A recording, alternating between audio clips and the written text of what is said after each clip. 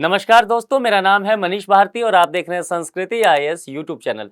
दोस्तों, जैसा कि आप जानते हैं कि हम 2023 आईएएस प्रीलिम्स एग्जामिनेशन को ध्यान में रखते हुए आपके करंट अफेयर्स के लिए क्विक रिवीजन लेके आए हैं ताकि कम समय में आपका रिवीजन हो सके। और यह जो सब्जेक्ट है कला एवं संस्कृति है, तो इसमें हम क्या करते रहे हैं कि 5 टॉपिक पर 5 क्वेश्चन लेकर के आते हैं ताकि आपका पूरा हो सके।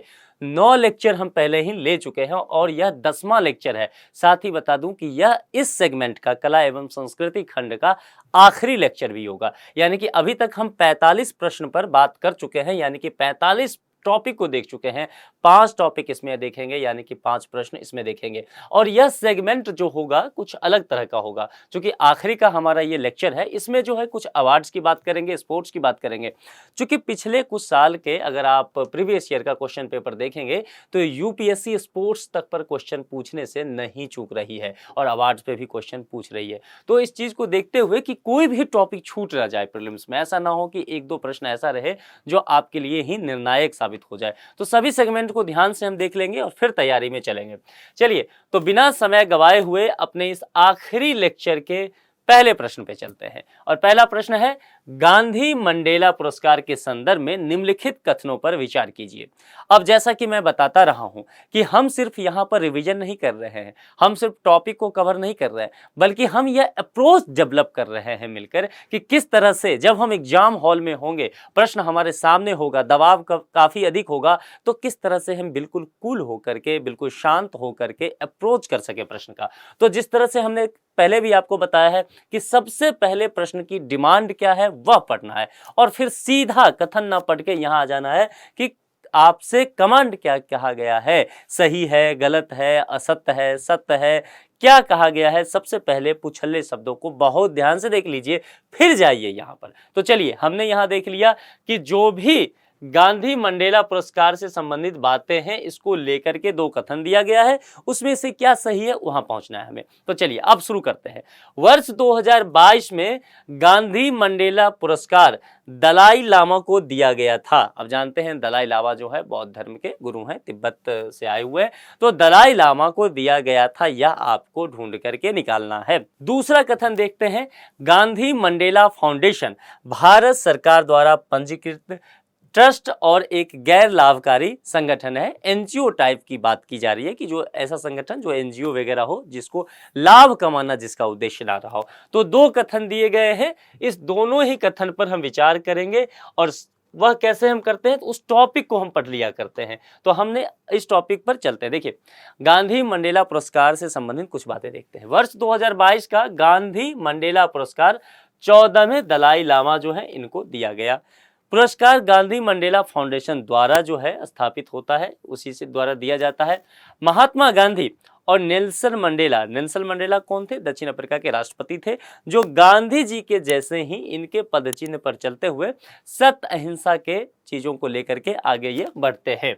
तो महात्मा गांधी और नेल्सन मंडेला के मूल्यों और आदर्शों, क्या क्या इनके मूल्य हैं और आदर्श हैं, तो सत्य और अहिंसा को बढ़ावा देने के लिए यह दिया जाता है। शांति, समाज कल्याण, संस्कृति, पर्यावरण, शिक्षा, स्वास्थ्य देखभाल, खेल तथा नवाचार के क्षेत्र में महत्वपूर्ण योगदान जो भी व्यक्ति देते हैं या कोई भी संस्था भी इस तरह का काम करती है, तो उन्हें गांधी मंडेला पुरस्कार से सम्मानित किया जाता है। देखिए, गांधी मंडेला फाउंडेशन जो है निश्चित तौर पर भारत सरकार द्वारा पंजीकृत ट्रस्ट है और एक गैर लाभकारी संगठन है, यानी कि एनजीओ है। इसका उद्देश्य लाभ कमाना नहीं है, बल्कि समाज कल्याण के क्षेत्र में उत्कृष्ट कार्य करना है। तो अब दोनों ही कथन को फिर से देखिए। वर्ष 2022 का गांधी मंडेला पुरस्कार दलाई लामा को दिया गया था, बिल्कुल सही बात है। गांधी मंडेला फाउंडेशन भारत सरकार द्वारा पंजीकृत ट्रस्ट और एक गैर लाभकारी संगठन है, बिल्कुल सही बात है।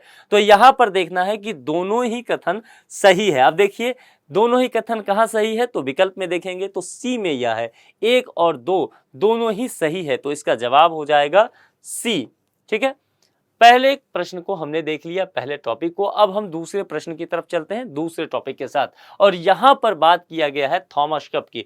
थॉमस कप जो है स्पोर्ट्स की दुनिया का एक कप है, तो वहां पर हम डिटेल से चलेंगे, क्योंकि मैंने जैसा पहले ही कहा कि प्रीवियस ईयर क्वेश्चन पेपर को देखेंगे तो यूपीएससी ने एक ही वर्ष में 2 प्रश्न स्पोर्ट्स से संबंधित पूछ लिया था। पहले ऐसा यूपीएससी नहीं करती थी, लंबे समय से नहीं देखा गया था। तो हमने सोचा कि यूपीएससी ने अपना प्रकृति बदल दिया है, कुछ भी वैसे भी यूपीएससी के बारे में नहीं कहा जा सकता, तो क्यों ना हम इस सेगमेंट पर भी आपका ध्यान दिला दें। हम एक स्पोर्ट्स का प्रश्न लाए हैं, इसका मतलब है कि हम सिर्फ आपको यह ध्यान दिलाना चाहते हैं कि स्पोर्ट्स के सेगमेंट को भी अब आप पढ़ के जाइए, क्योंकि इस बार जो है फीफा वर्ल्ड कप भी हुआ था और यहाँ पर थॉमस कप की हम चर्चा कर रहे हैं, तो जो भी संबंधित मामले हो थोड़ा बहुत देख के जाइए। थॉमस कप के संदर्भ में निम्नलिखित कथनों पर विचार करना है।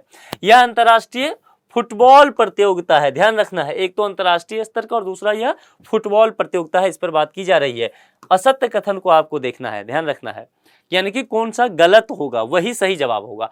हाल ही में भारत ने अपना दूसरा ध्यान रखना है थॉमस कप खिताब जापान को हरा करके जीता है।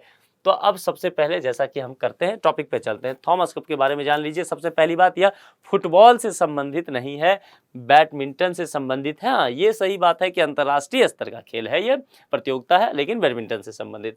भारत ने जीता जरूर है, लेकिन दूसरा नहीं, अपना पहला थॉमस कप खिताब जीता है और किसको हराया है? इंडोनेशिया को, ना कि जापान को। तो चलिए अब हम फिर से प्रश्न की तरफ चलते हैं। प्रश्न जो है थॉमस कप के संदर्भ में कथन दिया गया और असत्य ढूंढना है। अंतर्राष्ट्रीय फुटबॉल प्रतियोगिता है, गलत है, हम जानते हैं बैडमिंटन प्रतियोगिता है। दूसरा कथन कहता है हाल ही में भारत ने अपना दूसरा थॉमस कप खिताब जापान को हरा के जीता है। सबसे पहली बात कि भारत ने जीता है पहला, और थॉमस कप जो है जीता है, लेकिन जापान ने इंडोनेशिया को हरा करके। तो अब देखेंगे कि इस प्रश्न में दोनों ही कथन जो हैं वह क्या हो जाता है? गलत हो जाता है, और असत्य कथन हमें ढूंढना है। तो यहाँ पर इसका जवाब अगर आप देखेंगे तो आप पाएंगे कि सी फिर से इसका सही जवाब होगा, क्योंकि असत्य कथन जो है सी में है, 1 और 2 दोनों, सी कहता है कि दोनों ही कथन गलत है। अब हम यहाँ से बढ़ते हैं अपने आज के तीसरे प्रश्न की ओर। तीसरा प्रश्न कहता है प्राचीन संस्मारक एवं पुरातात्विक स्थल और अवशेष अधिनियम के संदर्भ में निम्न कथनों पर विचार करना है। ध्यान रखना है, सत्य कथन को ढूंढ करके निकालना है। 2 कथन दिए गए हैं, उसके आधार पर विकल्प का चयन होगा। यानी कि यह जो अधिनियम कहता है प्राचीन संस्मारक एवं पुरातात्विक स्थल और अवशेष अधिनियम, इसे ध्यान से देख लीजिएगा। तो इस अधिनियम के तहत संरक्षित स्मारकों के 100 मीटर के दायरे में केवल, यहां जहां केवल, सभी जैसे वर्ड हो वहां पे रुकना है, केवल मरम्मत कार्यों की अनुमति दी जाती है। क्या? यानी कि अगर यहाँ पर संरक्षित, इसके अधिनियम के तहत कोई भी इमारत संरक्षित होता है तो उसके 100 मीटर के जो दायरे में होंगे वहां पर कोई जो कार्य होगा तो वहां पर केवल मरम्मत कार्यों की अनुमति दी जाएगी। पहला कथन ये कहता है। दूसरा, 100 से 300 मीटर की परिधि के भीतर निर्माण कार्यों के लिए सभी स्मारकों के पास धरोहर उपनियम होने चाहिए। ठीक है, अब आपको देखना है कि इसमें से कौन सा कथन सत्य है, क्योंकि हमें सत्य ही ढूंढ करके निकालना है। तो जरा इस टॉपिक को ध्यान से देखते हैं। प्राचीन संस्मारक एवं पुरातात्विक स्थल और अवशेष संशोधन और सत्यापन अधिनियम 2010, पूरे अधिनियम को ध्यान से देख लीजिएगा। कुछ पॉइंट्स हैं, इसको देखिए। सभी स्मारकों के लिए अपने स्वयं के धरोहर उपनियम होना चाहिए। तो सबसे पहले यह बात तो क्लियर है। संरक्षित स्मारकों के 100 मीटर के दायरे में केवल मरम्मत कार्यों की ही अनुमति दी जा सकती है। ध्यान रखना है, इसमें सभी स्मारक नहीं है, जो संरक्षित स्मारक हैं उसकी बात की जा रही है। उसके जो 100 मीटर की परिधि है वहां पर आपको बाकी कंस्ट्रक्शन का अलाउ नहीं किया जाएगा इस अधिनियम के तहत, वहां पर केवल मरम्मत का कार्य किया जा सकता है। फिर यहां पर बात आती है कि 100 मीटर के आगे की बात आती है कि 100 मीटर से 300 मीटर के बीच के क्षेत्र में निर्माण कार्यों को विनियमित किया जा सकता है, लेकिन विनियमित करने के लिए आपके पास क्या होना चाहिए? उस स्मारक के पास स्वयं के धरोहर उपनियम होना चाहिए। तो चलिए, यह तो था इस टॉपिक से जुड़ा हुआ कुछ मुद्दा। अब समझ लेते हैं।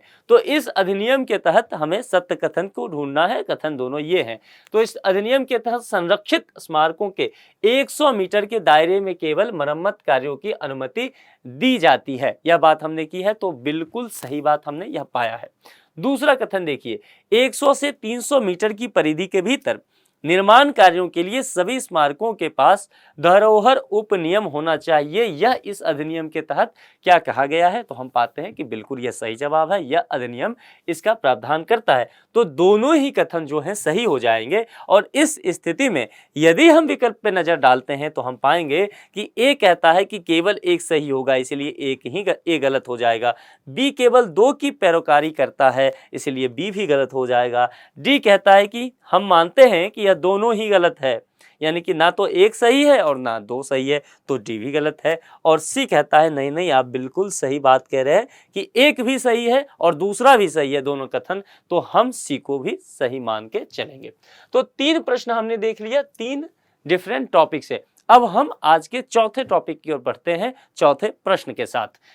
प्रश्न है, इंदिरा गांधी शांति पुरस्कार के संदर्भ में निम्नलिखित कथनों पर विचार कीजिए और सत्य बातें ढूंढ के निकालनी है। पहला कथन, वर्ष 2021 का इंदिरा गांधी शांति पुरस्कार प्रथम एनजीओ को प्रदान किया गया है। यहां ध्यान रखना है, जब इस तरह के टर्म आ जाए ना तो थोड़ा सा ध्यान से देखिए, इन्वर्टेड कॉमा में है तो ध्यान से क्या देखना है कि आप ऐसा ना पढ़ते हुए चले जाए कि शांति पुरस्कार प्रथम एनजीओ को। प्रथम यहां एनजीओ का नाम है, ठीक है, अपने आप में यह नाउन है, संज्ञा है, तो इसको ध्यान में रखना है। प्रथम एनजीओ को प्रदान किया गया है, देखेंगे हम इसमें प्रशस्ति पत्र के साथ 10 लाख रुपए की राशि दी जाती है, यानी कि एक तो प्रशस्ति पत्र दिया जाएगा और 10 लाख का अमाउंट दिया जाता है, ऐसी बात की गई है। देखते हैं कि क्या सही है, फिर हम विकल्प का चयन तो कर ही लेंगे। वर्ष 2021 का इंदिरा गांधी शांति निरस्त्रीकरण और विकास पुरस्कार शिक्षा के क्षेत्र में कार्यरत एक गैर सरकारी संगठन प्रथम को दिया गया है, यानी कि प्रथम जो एक एनजीओ है वह शिक्षा के क्षेत्र में अच्छा काम की है वर्ष 2021 में, इसीलिए वर्ष 2021 का जो इंदिरा गांधी शांति पुरस्कार है यह इन्हें ही दिया गया है, प्रथम को, ठीक है। कोविड-19 महामारी के दौरान बच्चों के लिए गुणवत्तापूर्ण शिक्षा सुनिश्चित करने के लिए यह संस्था काम की है। आप जानते हैं कोविड-19 में सबसे अधिक किसी का नुकसान हुआ है वह छात्रों को हुआ है, उनके जो शिक्षण कार्य थे वो पूरी तरह से बंद हो गए थे।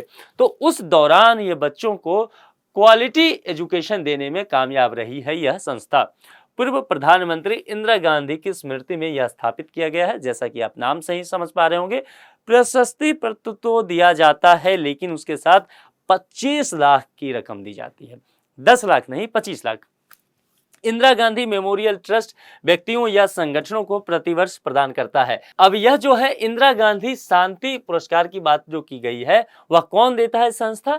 तो इंदिरा गांधी मेमोरियल ट्रस्ट द्वारा किसी व्यक्ति को भी दिया जा सकता है या संगठन को भी दिया जा सकता है। चलिए अब प्रश्न को देखते हैं। इंदिरा गांधी शांति पुरस्कार के संदर्भ में कुछ कथन, 2 कथन देखते हैं। वर्ष 2021 का इंदिरा गांधी शांति पुरस्कार प्रथम एनजीओ को प्रदान किया गया है, क्या यह बात सही है? तो हमने अभी देखा है कि हाँ, यह एनजीओ शिक्षा के क्षेत्र में कोविड-19 महामारी के दौरान बच्चों को गुणवत्तापूर्ण शिक्षा देने में काम की है, बेहतर काम की है, तो इसको यह पुरस्कार दिया गया है। अब देखते हैं दूसरा, इसमें प्रशस्ति पत्र के साथ 10 लाख रुपए की राशि दी जाती है, नहीं, यहां पर कितनी राशि दी जाती है? 25 लाख तक का, ठीक है, इसीलिए यह कथन गलत हो जाएगा दूसरा। तो जरा देखिए, तो यहां पर कहा जा रहा है सही, और सही कहता है केवल 2, हमने देखा है कि 2 गलत है, तो ये नहीं होगा, ना तो ए और ना ही बी होगा। आप देख रहे हैं डी जो है वो बहुत कम ही सही हुआ करता है। तो जब भी आप एग्जाम में किसी भी प्रश्न पे अटके और आपकी पॉसिबिलिटी जो है 50-50% हो, तो आप बी और सी को देखा कीजिए, क्योंकि बी और सी में सही होने की संभावना बढ़ जाती है। देखिए, एलिमिनेशन प्रोसेस तुक्का मारना नहीं होता है, बल्कि एक कैलकुलेटेड आपको जोखिम लेना होता है, ठीक है। तो यहां पर अगर आप देखेंगे तो बी और डी दोनों निकल लिए भाई साहब, और यहां पर देखेंगे 1 और 2 दोनों ही सही है, जबकि हम देख रहे हैं कि 2 जो है चीख चीख के कह रहा है कि मैं गलत हूं, तो इसलिए सी तो गलत हो जाएगा। अब कौन बचता है हमारे पास? ए बच जाता है, और एक कहता है कि नहीं, हम मानते हैं कि केवल एक ही कथन जो है, पहला कथन, वही सही है, इसलिए हम मानते हैं कि विकल्प ए ही सही है। चलिए हम आगे चलते हैं। चौथे टॉपिक के बाद हम 5वें टॉपिक पर चलते हैं। 5वें टॉपिक कहने का मतलब है 5वां प्रश्न पे चलते हैं। यहाँ कुछ कथन दिया गया है और हमसे कहा गया है कि आप इस पर विचार कीजिए। तो चलिए हम विचार करते हैं, और विचार करने के बाद हमें क्या करना है? सही बातें ढूंढ करके निकालनी है, ठीक है। 2 कथन दिए गए हैं। वैदिक साहित्य में, यहाँ पर वैदिक साहित्य से बातें की गई है, तो थोड़ा सा ध्यान से। वैदिक साहित्य में नावों, जहाजों और समुद्री यात्राओं के अनेक संदर्भ दिए गए हैं। चाणक्य के अर्थशास्त्र, किसके अर्थशास्त्र? चाणक्य को कौटिल्य भी कहा जाता है।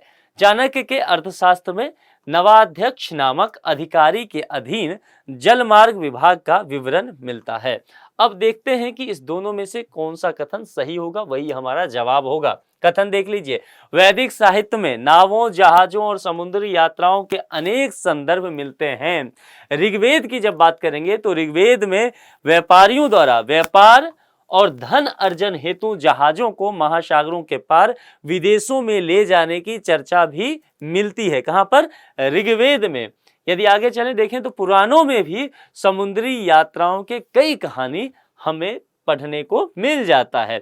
यहाँ जब अर्थशास्त्र की हम बात करेंगे तो अर्थशास्त्र में जैसा कि हमने बात किया कौटिल्य का यानी कि चाणक्य का, तो अर्थशास्त्र में नवाध्यक्ष जहाजों के अधीक्षक यानी कि नवाध्यक्ष मतलब जहाजों के अधीक्षक या मतलब नाव और अध्यक्ष, तो उसके बाद जहाजों के अध्यक्ष नामक अधिकारी के अधीन जल मार्ग विभाग का विवरण भी मिलता है। अब चलते हैं उस प्रश्न पर, और प्रश्न कहता है वैदिक साहित्य में नावों, जहाजों और समुद्री यात्राओं के अनेक संदर्भ दिए गए हैं, क्या यह बात सही है? बिल्कुल सही है, दिया गया है।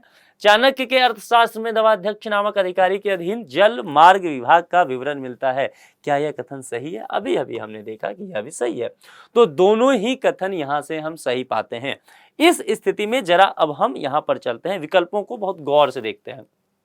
अब देखिए यहां पर कहा गया है, ए कहता है कि केवल एक सही है यही, लेकिन यहां पर हम पाते हैं कि दोनों सही है, तो ए गया। अब यह कहता है कि यह पहले कथन को मानता है गलत और दूसरे को सही, लेकिन यह भी गया। डी तो हमेशा ही अपने मूड में होता है, ना तो एक और ना ही दो, इस तरह की चीजें, तो यह भी गया। और सी कहता है कि नहीं, हम मानते हैं आपको, हम कहते हैं कि एक और दो दोनों ही सही है, तो हमने मान लिया सी की बात और कह दिया कि सी ही सही विकल्प होगा। तो इस तरह से आपने देखा कि हम 5 प्रश्न को सॉल्व कर चुके हैं, हम अप्रोच लगाना भी सीख चुके हैं। 10 लेक्चर मैंने लिया है आर्ट एंड कल्चर का, 10 लेक्चर में 50 क्वेश्चन, यानी कि हर लेक्चर में 5-5 क्वेश्चन पे हमने बातें की हैं, तो 10 में हो गए कुल 50 प्रश्न। कई लेक्चर में ऐसा हुआ है कि एक ही टॉपिक से एक से अधिक भी प्रश्न हमने किया है, तो कुल मिला के अगर मैं फिर भी बताऊं 50 टॉपिक नहीं तो कम से कम 45 टॉपिक पर हमने बात किया है। करंट अफेयर्स का 45 टॉपिक, पूरे लगभग 18 महीने का, तो अब आप समझ सकते हैं कि 45 टॉपिक अगर आप तैयार करके जाते हैं। साथ ही मैं इस लेक्चर के बीच बीच में आपको यह भी बताता रहता हूं कि कौन सा टॉपिक और महत्वपूर्ण है जिसको आपको डिटेल से पढ़ लेना है, क्योंकि यूपीएससी प्रश्न के इर्द गिर्द घूमती है, जो घटना होगा उसके इर्द गिर्द जाएगी, तो उसे भी पढ़ेंगे आप। और इसके बाद अगर आप एग्जाम हॉल में जाएंगे तो कला एवं संस्कृति खंड में आपको किसी भी परेशानी का सामना नहीं करना पड़ेगा। तो कुल मिलाकर के यह जो हमारा सेगमेंट था, ये जो हम क्विक रिवीजन करने आए थे कला संस्कृति का, वह लगभग अब यहाँ से खत्म होता है। अब हम जो है अगले विषय का हम रिवीजन करेंगे, क्विक रिवीजन कला संस्कृति के अलावा बाकी सब्जेक्ट। आप जुड़े रहिए। यदि आप अभी 10वां वीडियो देख रहे हैं तो आप पीछे जाके प्लेलिस्ट में सभी पिछले के वीडियो को देख लीजिए, ताकि आपका जो अध्ययन अध्यापन है पूरी तरह से दुरुस्त हो जाए। तो इस वीडियो में इतना ही रखते हैं, मिलते हैं अगले सब्जेक्ट के साथ आपसे जल्द ही। अपना ख्याल रखिए। Thank you.